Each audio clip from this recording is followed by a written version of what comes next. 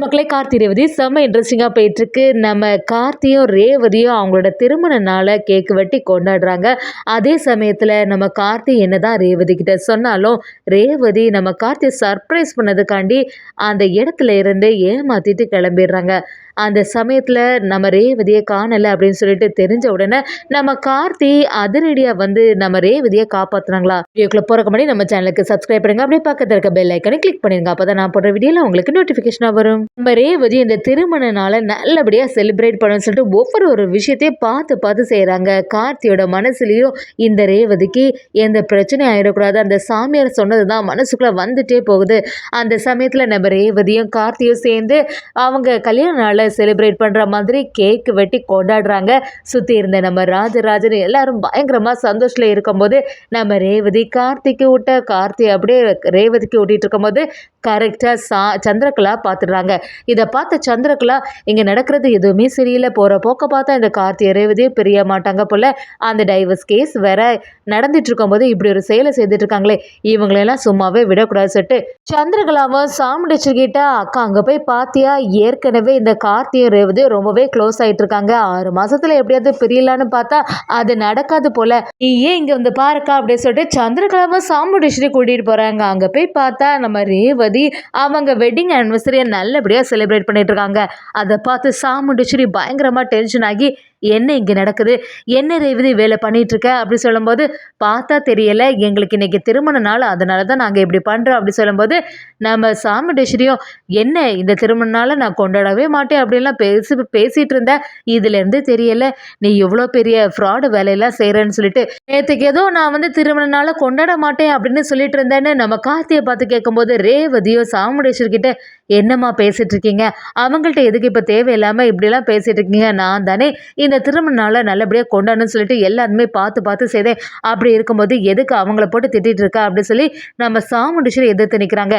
ஏ ரேவதி நான் சொல்கிறத கொஞ்சம் கவனி, எதுக்கு எப்போவும் அவன் சொல்கிறதே யோசிச்சுட்டே இருக்க அப்படின்னு சொல்லிட்டு சத்தம் போட ஆரம்பிக்கிறாங்க. என்னதான் இருந்தாலும் நம்ம ரேவதி சாமுண்டேஸ்வரியை எதிர்த்து நிற்கும் போது சந்திரகலாவும் பாத்தியாக்கா நீ வந்து பேசுகிறது எதுவுமே அவளுக்கு எடுபடவே இல்லை, அந்த டிரைவர் பையன் அவ்வளோத்துக்கு அவளை மாற்றி வச்சுருக்கான் அப்படி சொல்லும்போது நம்ம ரேவதியும் என்ன பேசுகிறீங்க நீங்கள், இந்த வீட்டோட மாப்பிள்ளை சொல்லிட்டு கொஞ்சமாவது மதிப்பு கொடுக்குறீங்களா அப்படி சொல்லி நம்ம கார்த்திக்கு ஆதரவாக இருக்காங்க. அதே சமயத்தில் நம்ம ரேவதியும் என்ன எங்களை பிரிக்கலான்னு பார்த்தீங்களா, அது ஒருபோதுமே நடக்காது அப்படி சொல்லும்போது சாமுண்டேஸ்வரியும் 6 மாதம் தானே சேர்ந்து இருக்கிறதுக்கு அவங்க வந்து ஆர்டர் போட்டிருக்காங்க, அப்படி இருக்கும்போது கூடிய சீக்கிரத்தில் நீங்கள் பிரிய தான் போகிறீங்க, அதை நான் செய்து காட்ட தான் போகிறேன் அப்படி சொல்லும்போது நம்ம ரேவதியும் என்ன பேசுகிறீங்கம்மா, எல்லாருமே அவங்க பொண்ணு வாழ்க்கை நல்லபடியாக இருக்கணும்னு சொல்லி யோசிப்பாங்க, ஆனால் நீங்கள் மட்டும்தான் உங்களோட சுயநலத்துக்காண்டி இப்படிலாம் செய்துட்ருக்கீங்க, என்னோட உயிர் போனாதான் இவங்க கெட்டின தாலி என் கழுத்துலேருந்து இறங்கும் அப்படிங்கிற மாதிரி நம்ம ரேவதி சொல்லிடுறாங்க. அதை கேட்ட சாமுண்டேஸ்வரி அப்படியே அதிர்ச்சி ஆயிடுறாங்க.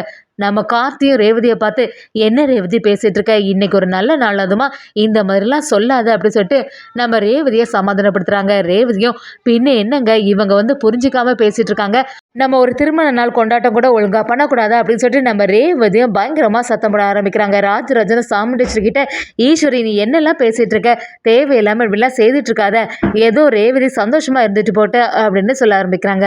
அதே சமயத்தில் நம்ம கார்த்திய ரேவதியை பார்த்து என்ன ரேவதி இப்படி ஒரு நாளில் இந்த மாதிரி ஒரு செயலை நீ செய்துட்டு இந்த மாதிரிலாம் ஒரு வார்த்தை கூட விளையாட்டு கூட சொல்லாத அப்படின்னு சொல்லும்போது நம்ம ரேவதியும் பின்ன என்னங்க அவங்க பேசுறது எல்லாத்தையுமே பார்த்துட்டு இருந்தீங்களா, உங்களை எவ்வளோத்துக்கு மட்டம் தட்டி பேசிட்டே இருக்காங்க, எவ்வளோ நாள் பொறுத்துட்டு இருக்கிறதுக்கு அப்படி சொல்லும்போது நம்ம கார்த்தி அவனோட சித்தி பற்றி எல்லாம் தெரியாதானே செய்யும், அதுக்கப்புறமா எதுக்கு அதெல்லாம் பெருசுப்படுத்திட்டு அப்படின்னு சொல்லிட்டு சமாதானப்படுத்துறாங்க. நம்ம ரேவதியும் சரி நம்ம கல்யாண நாள் அது மட்டும் எங்கேயாவது வெளியில் போகலாமா அப்படின்னு சொல்லிட்டு யோசிக்கும் போது நம்ம கார்த்தியும் நீ என்கிட்ட சொல்லாமல் எங்கேயுமே போகக்கூடாது, தனியாக எங்கேயும் போகக்கூடாது, நான் சொல்கிறத எனக்கு கேளு அப்படி சொல்லும்போது நம்ம ரேவதியும் என்ன நீங்கள் இப்படிலாம் பேசிகிட்டு இருக்கீங்க, உங்களுக்குன்னு ஒரு சர்ப்ரைஸ் ரெடி பண்ணியிருக்கேன்னு சொன்னேன்ல, அதெல்லாம் போய் பார்க்க ஆண்டாமா அப்படி சொல்லும்போது நம்ம கார்த்தியும் அது என்ன சர்ப்ரைஸ்ன்னு சொல்லு அப்படின்னு கேட்குறாங்க. அதுக்கு நம்ம ரேவதியும் நான் ஏன் சர்ப்ரைஸாக சொன்னால் அது எப்படிங்க சர்ப்ரைஸ் ஆகும், அது மட்டும் இல்லாமல் அன்றைக்கி வேலண்டைன்ஸ் டே அன்றைக்கி எவ்வளோ நான் கேட்டேன், அன்றைக்கி நீங்கள் எதுவுமே என்கிட்ட சொல்லாமல் சர்ப்ரைஸாக தானே தந்தீங்க, அதே மாதிரி தான் இந்த செயலும் அப்படின்னு சொன்ன உடனே நம்ம கார்த்திக்கு பதட்டமாகவே இருக்குது.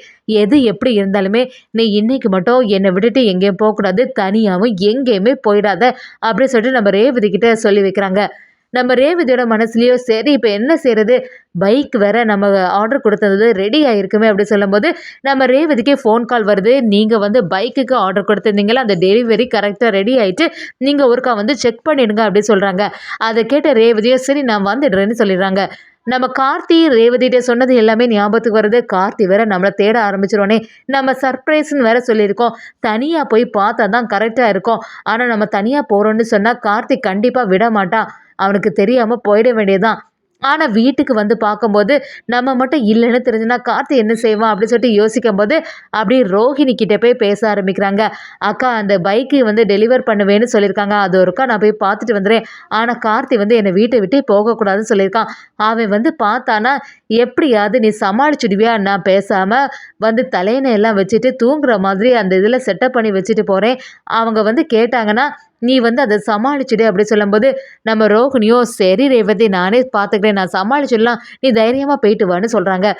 நம்ம ரேவதியோ சரி எப்படியாவது அந்த பைக் எப்படி இருக்கு அப்படிங்கிறத பார்க்கணும் அப்படிங்கிற ஒரு ஆசையில ஆட்டோல கிளம்பி போயிட்டு இருக்காங்க. கரெக்டா நம்ம ரேவதி வீட்டை விட்டு வெளியில வரும்போது அந்த முருகன் ஆட்கள் எல்லாமே பார்த்துடுறாங்க. இதுதான் கரெக்டான சமயம். அந்த ரேவதி தனியா வந்துட்டா இவளை சும்மாவே விடக்கூடாது. ஒரு ஆக்சிடென்ட் நடக்கிற மாதிரி ஒரு சம்பவத்தை நிகழ்த்திட வேண்டியதான். அப்பதான் யாருக்குமே சந்தேகமே வராது அப்படிங்கிற மாதிரி அவங்களும் ஒரு திட்டத்தை போடுறாங்க. அதே சமயத்துல நம்ம கார்த்தியும் சரி ரேவதி எங்க தான் இருக்கா அப்படின்னு சொல்லிட்டு வந்து பார்க்கும்போது ரோகிணியும் அவ ரொம்ப அசதியா தூங்கிட்டு இருக்கா. யாரும் டிஸ்டர்ப் பண்ணாண்டான்னு சொல்லிட்டான்னு சமாளிக்கிறாங்க. கார்த்தியோட மனசும் கேட்கல. சரி ரேவதி வீட்டில தான் இருக்கா, அவளுக்கு எந்த பிரச்சனையும் வந்துடக்கூடாது அப்படிங்கிற ஒரு நிம்மதியில இருந்துட்டு இருக்காங்க. அதே சமயத்துல இன்னொரு சைடு பார்த்தீங்கன்னா நம்ம மயில் வாகனமும் கார்த்திகிட்ட வந்து சரி எல்லா வேலைகளும் சிறப்பாக நடந்துட்டு இருக்கு தானே, எப்படியாவது இந்த திறப்பு விழா எல்லாம் நல்லபடியாக நடக்கணும் அப்படின்னு சொல்ல ஆரம்பிக்கிறாங்க.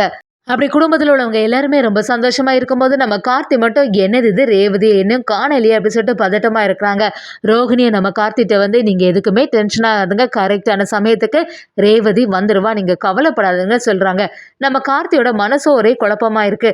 சாமியார் வேற சொன்னாரு இன்னைக்கு ஒரு நாள் மட்டும் கடந்துட்டுனா எந்த பிரச்சனையும் இருக்காது. இந்த கல்யாண நாள் அன்னைக்கு ரேவதிக்கு ஒரு பெரிய கண்டம் இருக்குன்னு சொன்னாங்க. இது தாண்டினா தான் அதுக்கப்புறமா அவங்க வாழ்க்கை நல்லபடியா இருக்கும்னு சொன்னாங்களே. எப்படியாவது ரேவதிக்கு எந்த ஆபத்தும் வந்துடக்கூடாது அப்படிங்கிற ஒரு எண்ணத்துல நம்ம கார்த்தி ஒரு இக்கட்டான சுச்சுவேஷன்ல இருந்துட்டே இருக்காங்க. அதே சமயத்துல நம்ம ரேவதியும் அந்த ஷோரூம்ல போய் சரி நான் சொன்ன மாதிரியே பைக் ரெடி ஆயிட்டா பார்க்கலாம் அப்படின்னு சொல்லிட்டு கேட்கும்போது நம்ம ரேவதி எதிர்பார்த்த மாதிரி அந்த பைக்கும் இருக்குது. அதை பார்த்த உடனே இது கண்டிப்பா கார்த்திக்கு பிடிக்கும். இது வரைக்கும் நம்ம கார்த்தி வந்து கார்ல டிரைவ் பண்ணி தான் நம்ம பார்த்துருக்கோம். முறையா நம்ம பைக்ல டிரைவ் பண்றத பார்க்கலாம். அது மட்டும் இல்லாம நம்ம ரெண்டு பேரும் சேர்ந்து பல இடங்களை சுத்தலாம் அப்படிங்கிற ஒரு எண்ணத்திலோட நம்ம ரேவதி சந்தோஷமா அந்த பைக் சாவியை வாங்குறாங்க.